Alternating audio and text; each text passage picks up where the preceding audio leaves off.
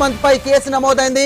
ఇక ఇటీవల ఓ వ్యాపారిని బెదిరించి ఇనుప రాడ్లతో దాడి చేసినట్టుగా వచ్చినటువంటి ఆరోపణలపై ఐ న్యూస్ వరుస కథనాల నేపథ్యంలో పోలీసులు కేసు నమోదు చేసినట్టుగా సమాచారం. ఇక ఈ కేసుకు సంబంధించినటువంటి పూర్తి డీటెయిల్స్ ఇంకా తెలియాల్సి ఉంది.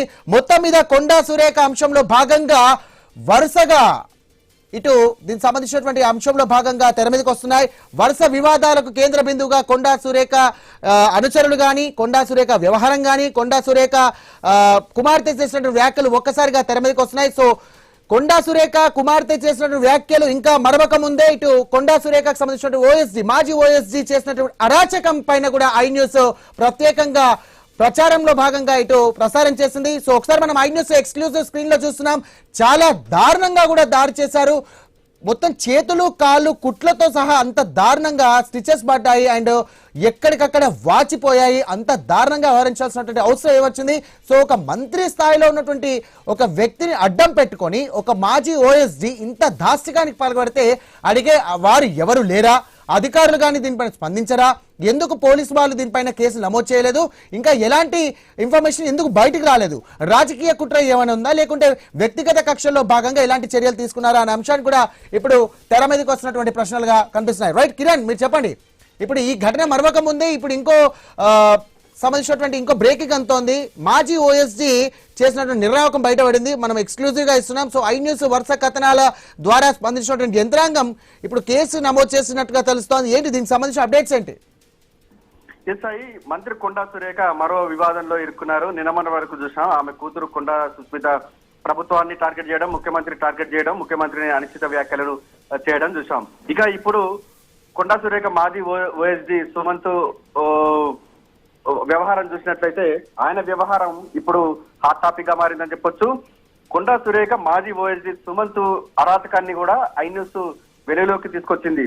అయితే గతంలోనే హుజూర్ నగర్ సెగ్మెంట్ సంబంధించి కూడా ఒక వ్యాపారిని, ఒక బడా వ్యాపారిని విపన్లతో బెదిరించారని సుమంత్ పై ఆరోపణలు వచ్చాయి. ఆ తర్వాత మంత్రి కొండా సురేఖపై కూడా అనేక ఆరోపణలు అయితే వచ్చాయి. అయితే ఒక వ్యాపారిని బ్లాక్ మెయిలింగ్ చేసినటువంటి నేపథ్యంలో కోట్ల రూపాయలు ఇవ్వని పక్షంలో అతని ప్యాంట్ బ్లాక్ లో వెపన్ పెట్టి బెదిరించారని అప్పట్లో విపరీతమైనటువంటి చర్చ జరిగింది. ఈ వ్యవహారం అధిష్టానం వద్ద కూడా చేరినటువంటి నేపథ్యంలో ఓఎస్డీగా సుమంత్ ని పక్కన పెట్టడం జరిగింది. ఆ తర్వాత పక్కన పెట్టిన తర్వాత కూడా మాజీ ఓఎస్డీ సుమంత్ అరాచకాలు, ఆగడాలు బోలెడు ఉన్నాయని కూడా తెలుస్తా ఉంది.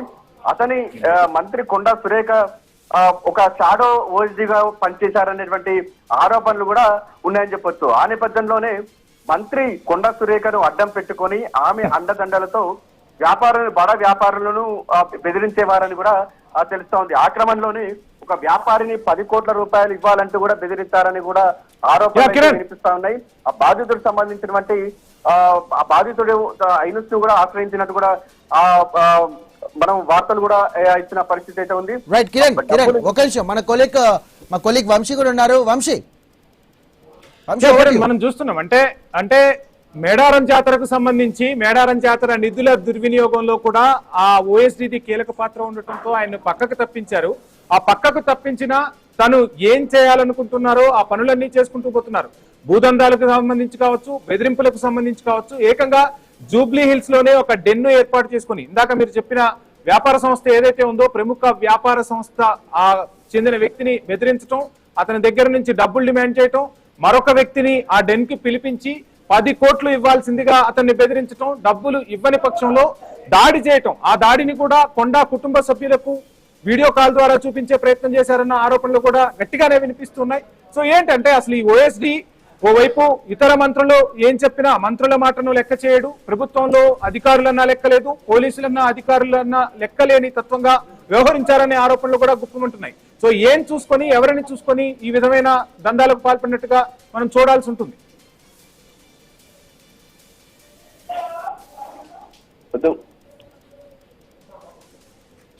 కిరణ్, వంశీ గారు అడిగినటువంటి అంశంను మనం తీసుకుంటే ఎలా ఉంటుందండి, మీరేమంటారు?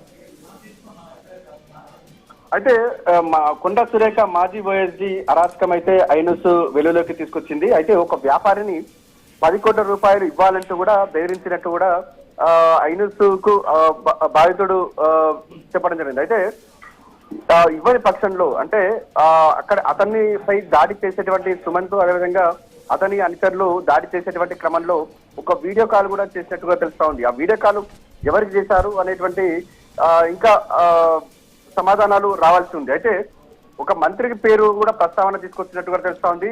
ఆ మంత్రి నన్ను ఏమీ చేయలేరు, తను అడిగినటువంటి డబ్బులు ఇవ్వాలనేటువంటి టార్చర్ కూడా బాధితుడికి పెట్టినట్టు కూడా తెలుస్తా ఉంది. మరోవైపు ఒక సిపి ప్రస్తావన కూడా తీసుకొచ్చినట్టు కూడా తెలుస్తా ఉంది. సదరు సిపి తనకు చాలా దగ్గర వ్యక్తి అని, ఆ సిపి అంకుల్ తో నిన్ను ఎన్కౌంటర్ చేపిస్తానని కూడా బాధితుడిని బెదిరించినట్టు కూడా తెలుస్తా ఉంది. అయితే అతను డబ్బులు ఇవ్వని పక్షంలో తను ఇస్తానని అంటే డీల్ ఓకే కాని పక్షంలో కూడా అతనిపై గొడ్డలితో దాడి చేసినట్టు కూడా తెలుస్తా ఉంది.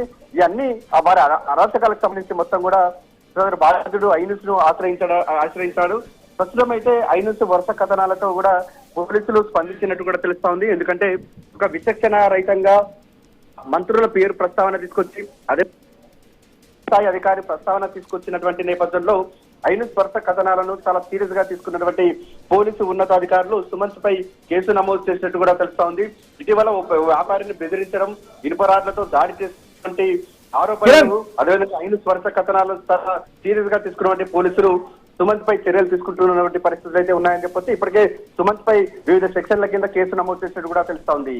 సాయి కిరణ్, మనం చూస్తున్నాం ఒక్కొక్క ఇమేజ్ చూస్తూ ఉంటే ఎంత క్రూరంగా, ఎంత కర్కశత్వంగా ప్రవర్తించారో మనకు కనిపిస్తూ ఉంది. సో ఆ వ్యక్తిని చంపలేదు కానీ చంపేంత పని చేశారు. అంటే కొడుతూ ఒకవైపు వీడియో కాల్ చేస్తూ తను ఎవరికైతే ఆ వీడియోస్ ను పంపించాలో వాళ్లకు పంపించే ప్రయత్నం చేశారు. ఆ విజువల్స్ చూస్తుంటే నిజంగా ఎంత స్థాయిలో దాడి జరిగిందో చూడొచ్చు. అంటే ప్రాణం ఒక్కటి తీయలేదు కానీ ప్రాణం తీసేంత పని చేసిన పరిస్థితి అయితే కనిపిస్తుంది. అంటే ఆ డెన్ కు పిలిపించి ఇంత కర్కశత్వంగా ప్రవర్తించారంటే ఏ విధంగా చూడాలంట? సాయి, నిజంగా అక్కడ మన స్క్రీన్ పై చూస్తే చాలా గుండె తరుక్కుపోతున్న పరిస్థితులు మనం చూస్తా ఉన్నాం. అంటే ఇటువంటి సీన్స్ మనం చాలా యాక్షన్ మూవీలో ఇటువంటి సీన్స్ చూస్తూ ఉంటాం. ఎందుకంటే ఆ మూవీలో అంటే రౌడీలు అమాయకుల్ని తీసుకుపోవడం, డబ్బులు ఇవ్వకపోతే చావబాదడం, ఇటువంటి ఘటనలు ఇటువంటి యాక్షన్ మూవీల్లో చూస్తుంటాం. కానీ రియల్ గా మాత్రం కుండా సురేఖ మాజీ ఓఎస్డీ సుమంత్ ఆగడాలు చాలా రియల్ గా మనం చూస్తా ఉన్నాం. గతంలో ఉమ్మడి నల్గొండ జిల్లాకు సంబంధించి నయం ఆగడాలు కూడా చూసాం. నయం డెన్ కు తీసుకుపోవడం, వ్యాపారులను బెదిరించడం, అతను ఇచ్చినటువంటి డబ్బులు ఇవ్వకపోతే ఏకంగా దేవుడి దగ్గరికే పంపిస్తానంటూ కూడా అప్పట్లో ధమ్కి ఇవ్వడం వంటి ఘటనలు కూడా చూసాం. కానీ ఇప్పుడు రాష్ట్రంలో నయం పుట్టుకొచ్చారా అనేటువంటి ఒక చర్చ కూడా సాగుతుంది. ఎందుకంటే మనం క్లియర్ గా చూసుకోవచ్చు, తను అడిగినందుకు డబ్బులు అంటే అతను బాకీ ఏమాత్రం బాకీ లేడు. కేవలం అతను డబ్బున్న వ్యక్తి కాబట్టి, తనకు రాజకీయ పలుకుబడి ఉంది కాబట్టి, రాజకీయ నాయకులు అండదండలు ఉన్నాయి కాబట్టి అతన్ని వ్యాపారాన్ని బెదిరించడం జరిగింది. అతనికి ఎటువంటి బాకీ లేకున్నప్పటికీ కూడా అతను డబ్బున్న వ్యక్తి అని మాత్రమే అతన్ని అక్కడ టార్గెట్ చేసినట్టు కూడా తెలుస్తా ఉంది. కేవలం అతని వెనకాల మంత్రి ఉన్నారనేటువంటి ఒక అహంకారంతో అతన్ని కిడ్నాప్ చేసినట్టుగా తెలుస్తా ఉంది. అంతకుముందు విచక్షణారహితంగా దాడి చేసినట్టుగా తెలుస్తా ఉంది. అయినప్పటికీ కూడా డబ్బులు ఇచ్చేందుకు ఒప్పుకోకపోవడం, లొంగకపోయినటువంటి నేపథ్యంలో గుడ్డలితో మారణాయుధాలతో దాడులు చేసినట్టు కూడా మనకు స్పష్టంగా తెలుస్తా ఉంది. సదరు బాధితుడు ఐన్యూస్ ను ఆశ్రయించడంతో ఇప్పుడు సుమంత్ ఆగడాలు ఒక్కొక్కటిగా వెలుగులోకి వస్తున్నాయి. సరిగ్గా ఏడాది క్రితం కూడా అతను కొండా సురేఖ వద్ద ఓఎస్డీగా ఉన్నటువంటి సమయంలో సూర్యాపేట జిల్లాకు సంబంధించి హుజూర్ సెగ్మెంట్ సంబంధించి అక్కడ ఒక సిమెంట్ బడా వ్యాపారిని బెదిరించారనేటువంటి ఆరోపణలు అప్పట్లో రాష్ట్ర వ్యాప్తంగా చర్చనీయాంశంగా మారింది. అప్పుడు కూడా సదరు సిమెంట్ వ్యాపారి లొంగకపోయినటువంటి నేపథ్యంలో అతని పాయింట్ బ్లాక్ వద్ద వెపన్ పెట్టి మరి బెదిరించారనేటువంటి ఆరోపణలు అప్పట్లో సంచలనంగా మారాయి. ఆ తర్వాత అధిష్టానం కూడా జోక్యం చేసుకుంది, అతన్ని ఓఎస్డీగా తప్పించడం జరిగింది. కానీ అతను ఓఎస్డీగా తప్పుకున్నప్పటికీ కూడా షాడో ఓఎస్డీగా పనిచేస్తున్నారనేటువంటి ఆరోపణలు చర్చ కూడా సాగుతుంది. ఎందుకంటే ఈ ఘటన మనకు స్పష్టంగా మనం చూస్తా ఉన్నాం. కేవలం ఇటువంటి దాడులు బడా అంటే మంత్రి అండదండలు ఉన్నాయటువంటి ఒకే ఒక కారణంతో పోలీసులు చర్యలు తీసుకుంటారని ఏమాత్రం భయం లేనటువంటి సుమంత్ ఈ ఘటనకు పాల్పడ్డట్టు కూడా మనకు స్పష్టంగా తెలుస్తా ఉంది. సదరు బాధితుడు సీన్ చూడొచ్చు. కేవలం ఇటువంటి సీన్స్ మనకు కేవలం సినిమాల్లో మాత్రమే చూస్తూ ఉంటాం. కానీ రియల్ గా కేవలం డబ్బులు ఇవ్వని కారణంగా కూడా ఎంత విచక్షణారహితంగా దాడులు చేశారో మనం క్లియర్ గా చూస్తా ఉన్నాం. అతన్ని చంపేటువంటి ప్రయత్నంలో ఆయన తప్పించుకున్నారని కూడా తెలుస్తా ఉంది. ఐన్యూస్ ముందు కూడా తన గోడు వెళ్ళబోసుకున్నటువంటి పరిస్థితులు అయితే మనం చూస్తా ఉన్నాం. ప్రస్తుతం అయితే ఐన్యూస్ వరుస కథనాలు ప్రభుత్వాన్నే కదిలించినటువంటి పరిస్థితులు కూడా మనం చూస్తా ఉన్నాం. ఎందుకంటే అప్పట్లోనే సుమంత్ వ్యవహారం రాష్ట్ర వ్యాప్తంగా చర్చనీయాంశంగా మారింది. ప్రభుత్వాన్ని కూడా ఇరకాటంలో పెట్టినటువంటి పరిస్థితులు కూడా ఉన్నాయని చెప్పొచ్చు. ఎందుకంటే రాష్ట్ర వ్యాప్తంగా ఒక చాలా బడా వ్యాపారులు బెదిరించడం, ₹1,00,00,000 బ్లాక్ మెయిలింగ్ చేయడం, బ్లాక్ మెయిలింగ్ అంటే తనకు లొంగపోతే వెపన్లతోని మారణాయుధాలతో దాడులు చేయడం వంటి ఘటనలు రాష్ట్ర వ్యాప్తంగా సంచలనంగా మారిన నేపథ్యంలో అప్పట్లో సుమంత్ పక్కన పెట్టడం జరిగింది. కానీ ఐన్యూస్ వరుస కథనాలతో కూడా ఇప్పుడు సుమంత్ ఆగడాలు, అరాచకాలు ఒక్కొక్కటిగా వెలుగులోకి వస్తున్నాయి. ఇది కేవలం ఈ ఉదాహరణ మాత్రమే అని చెప్పొచ్చు. ఇటువంటి వ్యాపారులు చాలా మంది వ్యాపారులు డబ్బులు ఇవ్వని పక్షంలో దాడులు కూడా చేసిన పరిస్థితులు కూడా ఉన్నాయని కూడా తెలుస్తా ఉంది. ఇతను మాత్రం డబ్బులు ఇవ్వని కారణంగా ఇతనిపై దాడి చేశారు. ఐన్యూస్ ని ఆశ్రయించినటువంటి నేపథ్యంలో ఇతని ఆగడాలు అయితే వెలుగులోకి వచ్చినట్టుగా తెలుస్తా ఉంది. అయితే ఈ ప్రస్తుతం అయితే ఐన్యూస్ వరుస కథనాలతో పోలీసులు స్పందించారు. అతనిపై కేసు నమోదు చేశారు. వివిధ సెక్షన్ల కింద కేసు నమోదు చేసినట్టుగా తెలుస్తుంది. ప్రస్తుతం అయితే సుమారులో ఉన్నట్టుగా తెలుస్తోంది. సుమంత్ను కనుక అరెస్ట్ చేస్తే కనుక ఇంకా చాలా మంది బడా వ్యాపారులందరూ కూడా బయటకు వచ్చేటువంటి అవకాశాలు ఉన్నాయి. ఇంకా ఇవన్నీ నిజంగా ఎవరి అండదండలతో చేస్తున్నారు, నిజంగా మంత్రి అండదండలతో చేస్తున్నారా అనేది కూడా ఇంకా పోలీసు విచారణలో తేలాల్సి ఉంది. Vamshi. Right, thank you Kiran. Right Vamshi, మీరు అన్నట్టుగా మీరు అన్నట్టుగా ఈ మధ్యకాలంలో ఇటు మేడారం సమ్మక్క సారక్క జాతర విషయంలో కూడా ఇలాంటి కొన్ని అక్రమాలు జరిగినట్టుగా తెలుస్తోంది. సో మనకు ఆ ఇంటిమేషన్ కూడా వచ్చింది. దానికి సంబంధించినటువంటి